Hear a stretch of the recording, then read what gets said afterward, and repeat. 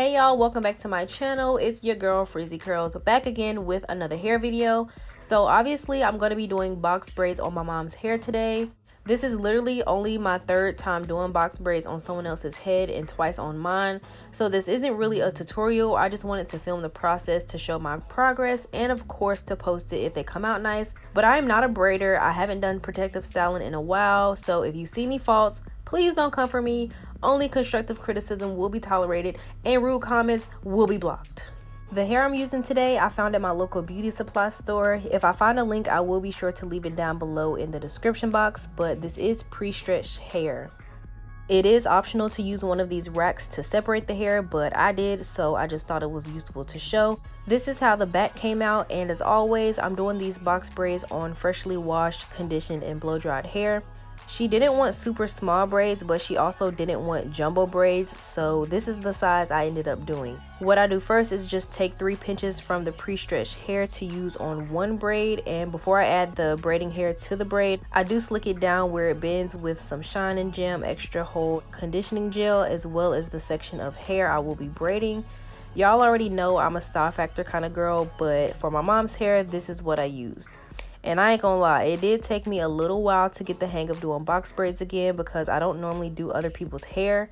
I'm capable, but it's not an everyday thing. But the people's hair I've done, they trusted me to do it. So I did have to watch a couple tutorials to see how to do them on someone else's head because for me, it's easier to do styles on my hair than on others. But nonetheless, I did what I had to do to get it done, and that's on what? YouTube University. Like I said earlier, I'm not a braider, so I'm not going to explain how I did the braids. I may link the videos down below that were helpful for me to learn from, but I just wanted to give y'all some hair content because I'm sure that's what 80% of you are here for. So the main thing I'm going to elaborate on as far as the braiding is that you want to make sure that you are adding the conditioning gel or edge control down the entire braid as you're doing it. It just helps with the braid to make it look more sleek and uniform and not like a 3-year-old did them. So just make sure you're keeping that in mind when you are doing box braids.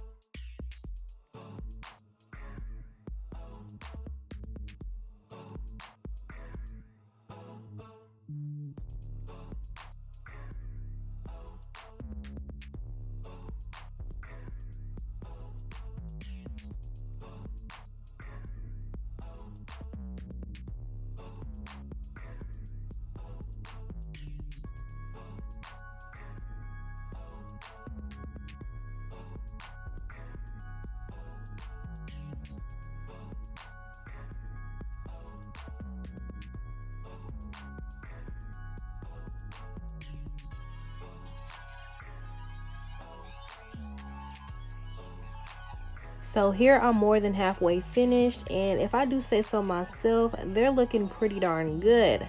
By this point, I was actually really proud of myself because obviously I'm not a braider. I've only done knotless box braids twice. So to break it down, I've only done box braids in general probably 5 times.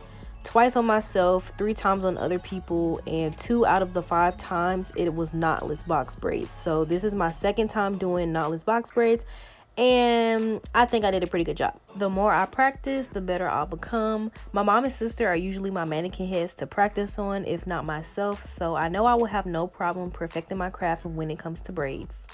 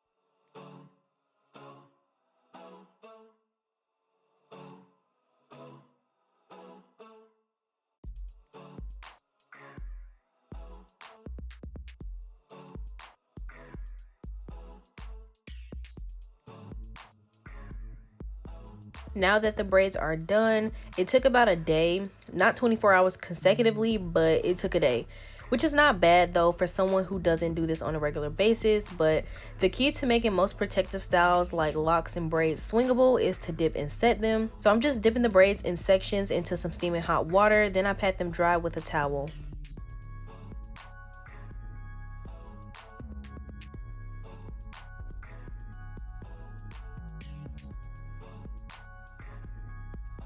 This is literally only after being dipped in water, and already they've lost their stiffness.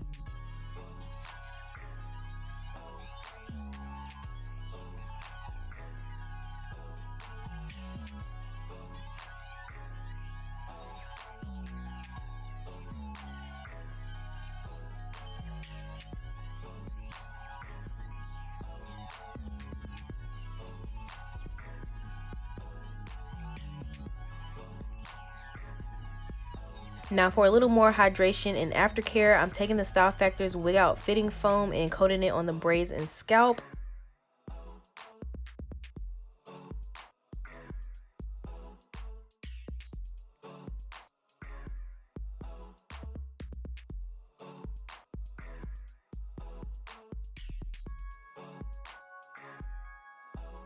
After I do that, you can use any oil if you choose to, but I'm using the Talia Wajid African Healing Oil and coating the braids with that. You can go a further step and grease the scalp, but today I did not do that.